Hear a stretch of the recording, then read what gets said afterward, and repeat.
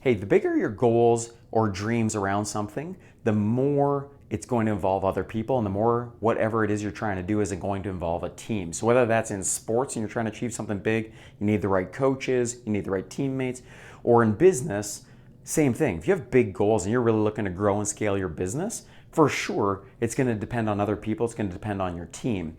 And so our business is no different as we are growing and scaling at a really rapid pace. And also, most of the people that we're working with, most of the companies we're working with are in the same situation. And so what I want to talk about is the traditional model of the way that you organize your people and teams versus the talent model and way of organizing, and how it flips everything on its head, and how moving to the talent model is critical. So let me just explain. So the traditional model puts this VP at the top and the employees below. This is the model we've all worked in if we worked in big organizations, and certainly was the case where I was working, and where this guy talks to these employees when needed. They're spoken to when the VP needs to delegate something, needs information on something, and so on and so forth.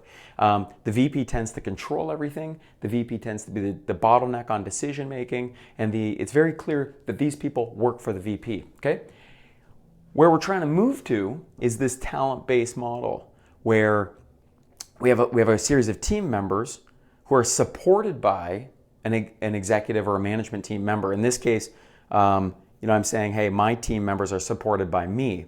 And so we're trying to shift this to where the team members can come and see me, talk to me when they need something, when they need my support, when they've reached a roadblock, they need my expertise.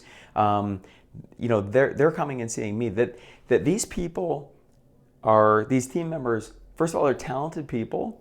It's the right people in the right places, and they're trained up, they understand our expectations, and then they have autonomy to go off and to get stuff done. We give them a lot of responsibility in their role, and they're empowered to then go off and do that. And these people are then empowered to go off and work with our clients, work with our other departments, and so on. And that they're coming back to me and saying, again, Brad, here's the stuff we need from you. Here's the support we need. I have this roadblock with this client, and I need you to go deal with so-and-so, okay?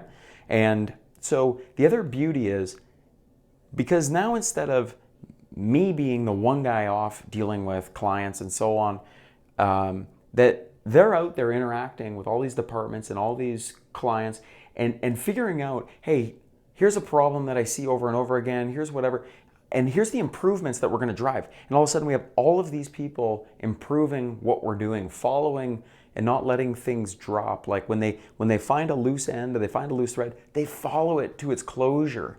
And so all of a sudden we become tremendously innovative as well, because we've got all kinds of people out interacting, finding improvements, driving improvements, and so on. And it doesn't all depend on one person. It doesn't get all bottlenecked at one person. And so it's hard for people to get their head around this, because we all worked in that model, and now I'm trying to implement this model. And so it's a big culture shift for our team to understand this, to understand that I kind of work for them, actually.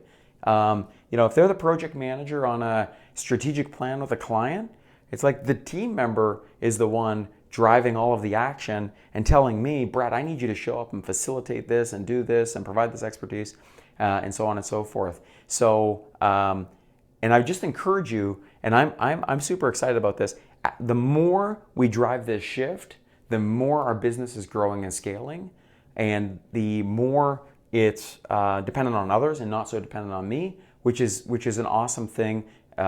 Really allowing us to achieve the goals we're trying to. And so I just encourage you to really think about driving this shift in your own business.